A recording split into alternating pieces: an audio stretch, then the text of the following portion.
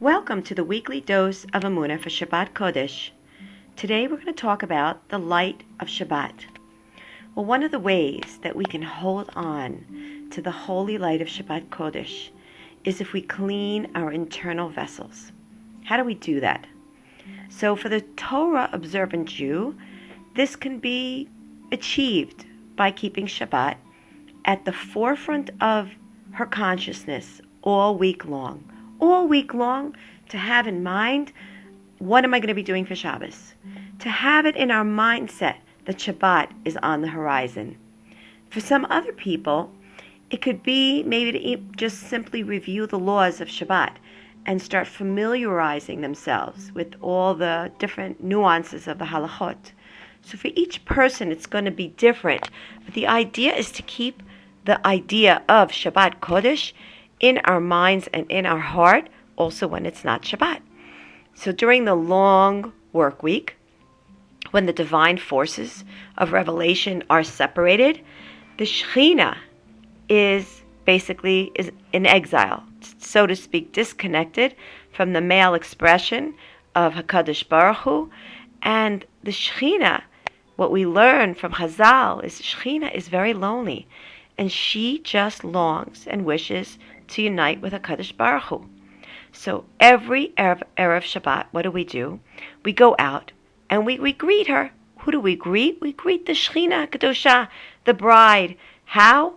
By singing L'chadodi Likat Kala, and we escort her to her groom. Now when the Beit HaMikdash was standing, there was a unification of these divine aspects. But today, they're broken. They're not together. And since then, HaKadosh Baruch Hu has become more concealed and separated from his children, and we are essentially the essence of the Shekhinah. So up on high, as well as also here below in this world, there's the experience of this very yearning and longing to want to connect. There's this painful disconnection that we have to experience in today's exile.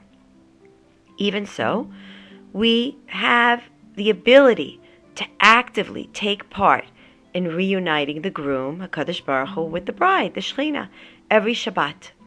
So when we prepare for Shabbat and we adorn the bride by preparing her anticipated meeting with her groom, we are telling Hashem on high that we care about this unification. We care to be part in making sure that there's a meeting, there's a togetherness between male and female aspects of Hashem. The Shabbat table is therefore likened to the altar in the Beit HaMikdash, and the traditional kiddush that we say in the eating of the challah and the singing of the Zmirot Shabbat, that's all part of the service of the Holy Temple, which essentially is that meeting place of Shemayim and Aretz, of the upper worlds and the lower worlds. So this Shabbat, what we should all try to do is we should all try to rejoice at the table. We should all try to remember that Hashem on Shabbat reveals, so to speak, his unified presence to the world, as though we were now living in the days of the Beit HaMikdash. So Be'ezrat Hashem, with this lofty impression that we keep in mind, we're going to generally transform and elevate our Shabbat experience. So I'm wishing everyone a wonderful and beautiful Shabbat Kodesh.